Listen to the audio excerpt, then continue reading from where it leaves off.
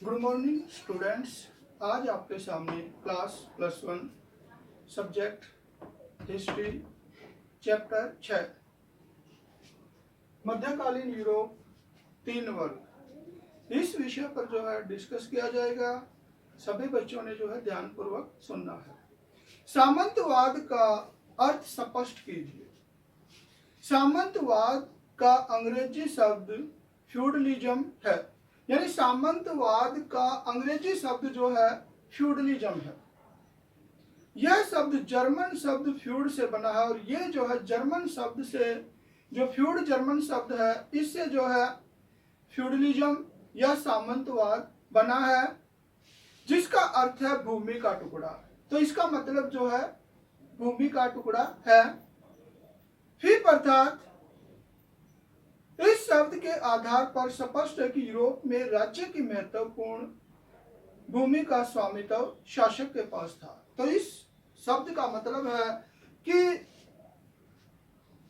Europe के अंदर जो है राज्य की संपूर्ण भूमि का जो स्वामित्व था वो जो है राजा के पास होता था। शासक अपने साम्राज्य की भूमि टुकड़ों में बांट देता था। तो राजा के द्वारा अपने साम्राज्य की जितनी भी भूमि होती थी, कृषि योग्य भूमि होती थी, उसे जो है टुकड़ों के अंदर बांट दिया जाता था।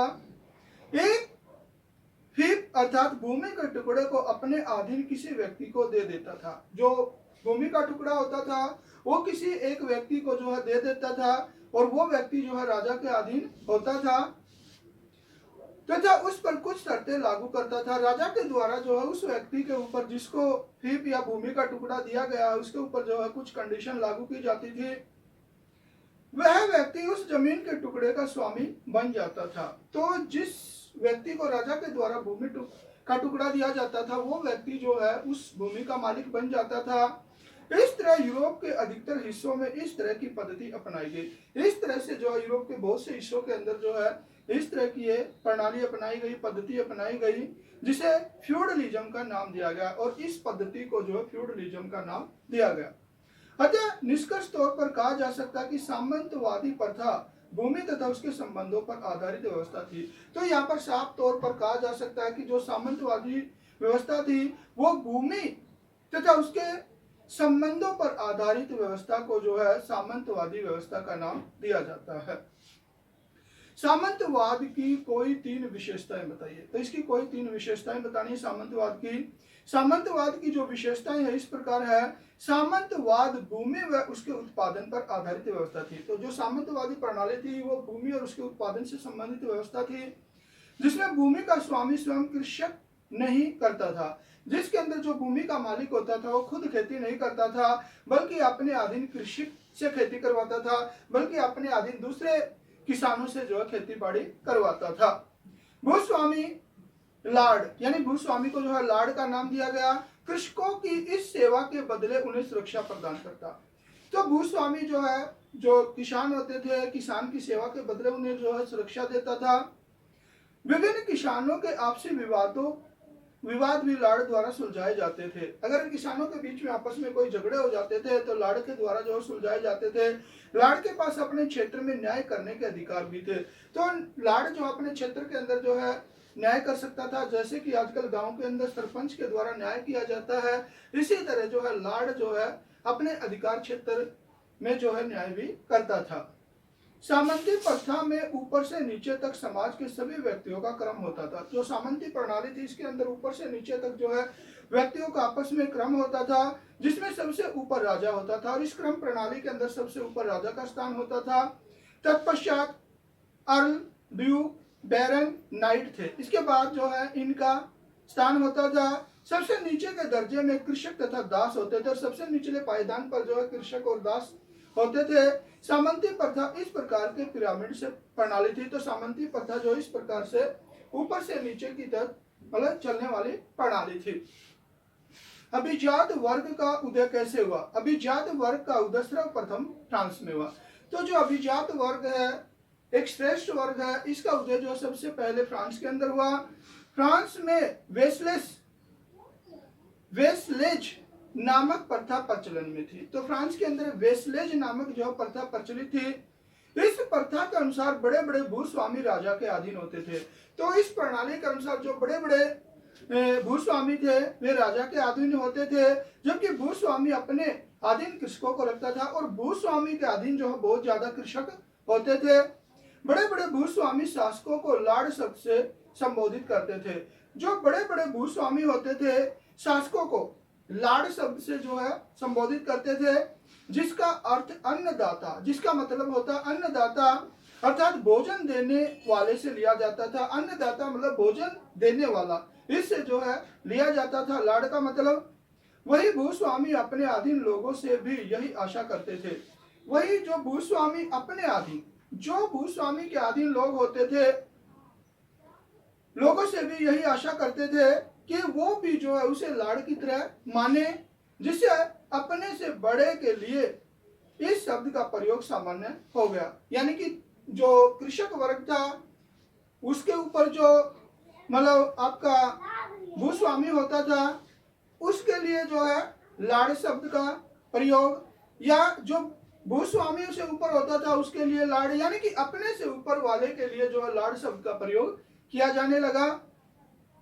बड़ा व्यक्ति अपने अधीन व्यक्ति की रक्षा व सुरक्षा का दायित्व लेता। जो बड़े पद का होता था वो अपने अधीन व्यक्तियों की, किसानों की, दासों की यानी कि सुरक्षा की गारंटी लेता तथा उनसे वफादारी की उम्मीद करता, और वो ये उम्मीद करता कि जो लोग उसके अधीन है वे जो है उसके प्रति वफादारी निभाएंगे।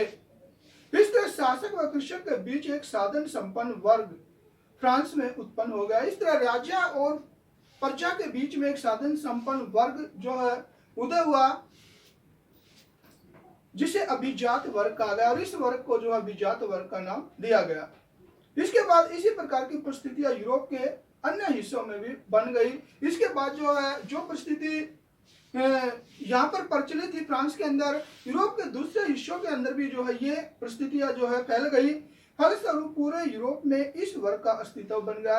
इस तरह फैलते फैलते पूरे यूरोप के अंदर जो है अभिजात वर्ग का अस्तित्व बन गया। अभिजात वर्ग के अधिकार और शक्तियां क्या थी? अभिजात वर्ग अधिकार व शक्तियों से संपन्न था, यानी कि जो अभिजात वर्ग है उसके पास बहुत से अधिकार थे, बहुत सी शक्तियां थी। वह विस्तृत भू क्षेत्र का स्वामी होता था, बहुत बड़े इलाके का मालिक होता था, स्वामी होता था। इस क्षेत्र में उसके निजी खेत, आवास, चरागाह, शिकार तथा कृषकों के निवास होते थे। उस क्षेत्र के अंदर जो उसके निजी खेत होते थे, रहने का मकान होता था, चरागाह होते थे, शिकार करने की जगह होती थी या क्षेत्र होता था, और किसानों के जो है निवास स्थान होते थे, उसे कृषकों से बेकार करवाने का अधिकार था। तो अभिजात वर्ग को जो है किसानों से बेकार यानी कि फ्री के अंदर काम करवाने का अधिकार होता था। वह अपने क्षेत्र से विभिन्न प्रकार के कर एकत्रित कर सकता था, और वो व्यक्ति जो अपने क्षेत्र से बहुत प्रकार के करों को ले सकता था। अपने क्षेत्र में शांति व्यवस्था बनाए रखने के लिए उसके पास सेना होती थी, और अपने इलाके के अंदर शांति की स्थापना करके उसके पास सैनिक होते थे। अपने अधिकार क्षेत्र में रहने वाले किसी भी व्यक्ति को सेना में शामिल कर सकता था। जो उसके अधिकार क्षेत्र में रहता था कोई भी व्यक्ति, उसे जो है वो अभिजात वर्ग जो है सेना के अंदर भी शामिल कर सकता था। दास उनकी निजी संपत्ति होते थे। जो दास लोग होते थे वे उनकी पर्सनल संपत्ति होते थे, निजी संपत्ति होते थे, उनसे किसी भी तरह का कार्य करवाया जा सकता था। चर्च के प्रमुख श्रेणियां कौन थी? अब आते हैं चर्च के बारे में, यानी चर्च के अंदर भी श्रेणियां थी। कौन कौन सी?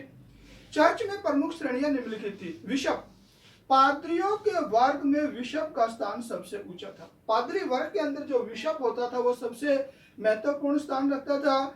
इनका संबंध राज्य के बड़े बड़े चर्चों के साथ होता था। बिशप का जो संबंध होता था राज्य के बड़े बड़े चर्चों के साथ होता था। इन चर्चों के पास बड़ी बड़ी जागीरें होती थी, और इन चर्चों के पास बहुत ज्यादा मात्रा के अंदर जमीन जायदाद होती थी। इनका जीवन शानो शौकत से पूर्ण होता था। इनका जीवन जो है राजे महाराजाओं की तरह शानो शौकत से परिपूर्ण होता था। ये बड़े बड़े शानदार महलों के अंदर रहते थे, और बड़े बड़े भव्य महलों के अंदर ये जो है बिशप रहते थे। पादरी, धर्म के मामलों में ये बिशप के सहायक होते थे। पादरी जो है धर्म के मामले में बिशप को सहायता देते थे, हेल्प करते थे। सारे राज्य में इनका जाल फैला होता, सारे राज्य के अंदर जो है ये पादरी लोग फैले हुए थे। प्रत्येक गांव और नगर में चर्च की गतिविधियां यही चलाते थे। गांव के अंदर, शहरों के अंदर चर्च की जो गतिविधियां होती थी वो जो है पादरियों के माध्यम से ही चलती थी। चर्च इनकी व्यक्तिगत संपत्ति न होकर पूरे ग्रामीण समुदाय की संपत्ति होता था। जो चर्च होता था इनकी पर्सनल संपत्ति नहीं होता था, पूरे गांव की, पूरे समुदाय की संपत्ति होता था। टीथ को एकत्रित करने की जिम्मेदारी मुख्य रूप से इनकी होती थी। टीथ यानी एक प्रकार का कर होता है, और इस कर की इकट्ठा करने की जिम्मेवारी जो है पादरियों की होती थी।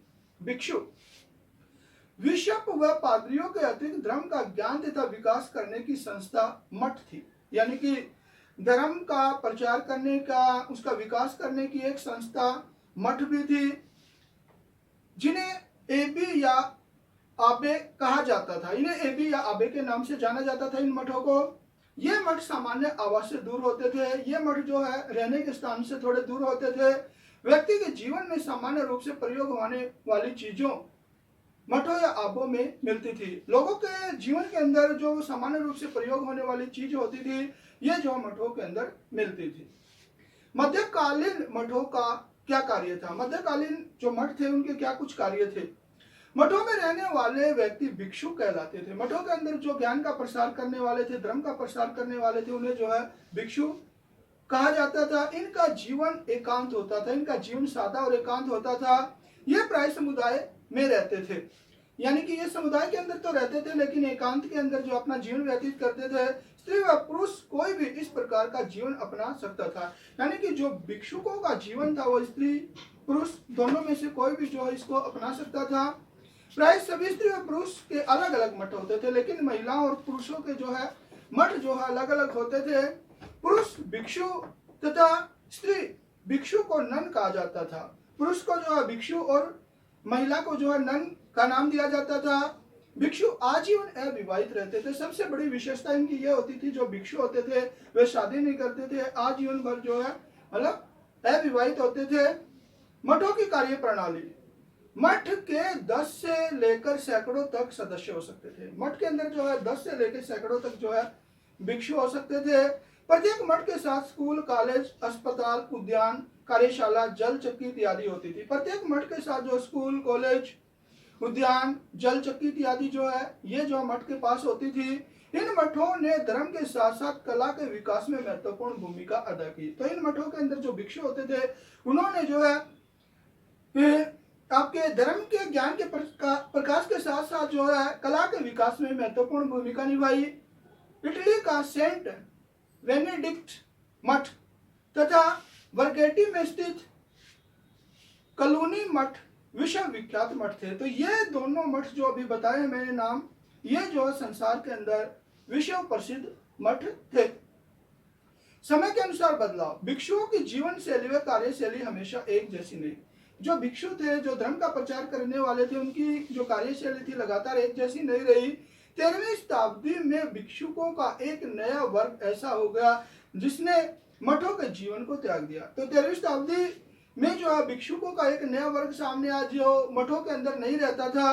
वे घूम घूम कर धर्म का संदेश देते थे। तो ये भिक्षु जो है एक स्थान पर न डटकर जगह जगह घूमकर जो है धर्म का संदेश देते थे तथा दान के माध्यम से जीवन निर्वाह करते थे, और जो उनको दान मिलता था उनके माध्यम से अपने जीवन का निर्वाह करते थे। सामान्य तौर पर मठ ज्ञान, साहित्य व कला के विकास के केंद्र के रूप में स्थापित रहे। तो मुख्य रूप से हम ये कह सकते हैं कि जो मठ थे वे धर्म का प्रसार करने का, साहित्य का, कला के विकास में जो है इन मठों के द्वारा बहुत ही महत्वपूर्ण भूमिका निभाई गई। मध्यकालीन नाइट पर संक्षिप्त टिप्पणी लिखी, अथवा नाइट एक अलग वर्ग क्यों बना व उसका पतन कब हुआ। मध्यकाल में सेना के लिए नए वर्ग का उत्थान हुआ। तो मध्यकाल के अंदर जो है सेना की प्राप्ति के लिए एक नया वर्ग जो अस्तित्व में आया, सामने आया, जिसे नाइट कहा जाता था, और इस वर्ग का नाम जो है नाइट रखा गया। नाइट कुलीन से जुड़े थे, ये अमीर वर्ग से जो है जुड़े हुए थे। उसने अपने विस्तृत भू क्षेत्र को अन्य टुकड़ों में बांट दिया। तो इसने अपने भूमि के टुकड़ों को जो है आपस में जो है टुकड़ों को बांट दिया। हिप का आकार प्राय 1000 एकड़ से लेकर 2000 एकड़ तक होता था। उस भूमि के टुकड़े का जो आकार होता था 1000 एकड़ से 2000 एकड़ तक जो उस भूमि के टुकड़े का आकार होता था। नाइट की स्थिति, नाइट अपने फीप क्षेत्र में उसी तरह रहता था जैसे अभिजात वर्ग मैनर में रहता था। यानी कि नाइट जो अपने भूमि के टुकड़े के अंदर जो है शानो शौकत के साथ रहता था, ऐशो आराम के साथ रहता था, वही अधिकार और शक्तियों का प्रयोग करता था, उसको सारे अधिकार थे, उसे सारी शक्तियां प्राप्त थी। सीधे शब्दों में वह छोटा सामंत था। अगर हम सीधे शब्दों में कहें तो वो छोटा सामंत के समान था। अब उनकी वफादारी अपने लाड़ के प्रति होती थी, लेकिन वो लाड़ के प्रति जो है वफादार होना उसके लिए बहुत जरूरी होता था। नाइट का समाज में स्थान, नाइट का यूरोपीय समाज में बहुत अधिक सम्मान था। यानी जो नाइट था उसका जो है यूरोपीय समाज के अंदर बहुत ही महत्वपूर्ण स्थान था, उच्च स्थान था। नाइट की गाथाएं, कहानियां तथा वीरता की बातें समाज में गाई जाती थी। तो इस नाइट की जो है कहानियां होती थी, जो गाथाएं होती थी, जो या वीरता की जो बातें होती थी, समाज के अंदर जो है लोगों द्वारा गाई जाती थी या बताई जाती थी। नाइट की कार्यप्रणाली, नाइट अपना अधिकतर समय अपनी सेना के साथ गुजारते थे। तो नाइट का जो ज्यादातर समय था अपनी सेना के साथ गुजरता था। वे अपने सैनिकों को प्रशिक्षण देते थे, वे अपने सैनिकों को ट्रेंड करते थे, उन्हें ट्रेनिंग देते थे। बनावटी लड़ाइयाँ, जैसे कि बनावटी लड़ाइयाँ लड़ना, पुतलों से युद्ध करना और पुतले बना के जो उनके साथ युद्ध करना, तथा युद्ध में बचाव के निरंतर अभ्यास करते रहते थे। युद्ध के अंदर जो है कैसे लड़ाई में जो है बचा जा सके, इस प्रकार जो उनका अभ्यास चलता रहता था। नाइट अपनी सेना को हमेशा संगठित व अनुशासित रखने के लिए कार्य करता था। तो नाइट हमेशा अपनी सेना को अनुशासित रखता था, संगठित रखता था, क्योंकि उसे पता था कि उसका लाड़ तभी अच्छा धन देगा जब उसकी सेना पर भरोसा होगा। तो क्योंकि उसको पता था अगर उसकी सेना में अनुशासन होगा, उसकी सेना संगठित होगी, तभी जो है लाड़ उसको जो है पैसे देगा। नाइट अपने क्षेत्र में कर भी एकत्रित कर सकता था। तो नाइट के द्वारा अपने क्षेत्र में जो है टैक्स लिया जाता था। नाइट सामंती व्यवस्था का एक हिस्सा था। हम कुल मिलाकर ये कह सकते हैं कि जो नाइट होता था वो सामंती व्यवस्था का एक पार्ट था, हिस्सा था। उसके पतन के साथ ही इसका भी पतन हो गया। यानी कि जो सामंती प्रणाली के पतन के साथ ही जो है नाइट का भी पतन हो गया। वैसे सामंती व्यवस्था तथा नाइट के पतन में जनसंख्या वृद्धि, कृषि तकनीक में बदलाव, वही नई सैन्य जरूरतों की भूमिका महत्वपूर्ण थी। मतलब काफी लंबे समय तक ये प्रणाली चली, लेकिन जो है इसका पतन जो है धीरे धीरे होता चला गया और उसके इस पतन के अंदर जो है महत्वपूर्ण जो भूमिका निभाई, जिसके द्वारा वो थी जनसंख्या में बढ़ोतरी, कृषि तकनीक में बदलाव और नई सैन्य जरूरतों की भूमिका महत्वपूर्ण थी। इन चीजों के द्वारा जो है इस नाइट की जो है या सामंती प्रणाली का जो है पतन होता चला गया। तो बच्चों आज आपके सामने जो है 7 क्वेश्चन 4-4 नंबर के समझा दिए हैं। ये सभी बच्चों ने अच्छी तरह सुनने हैं, याद करने हैं, कॉपी में भी लिखने हैं। धन्यवाद।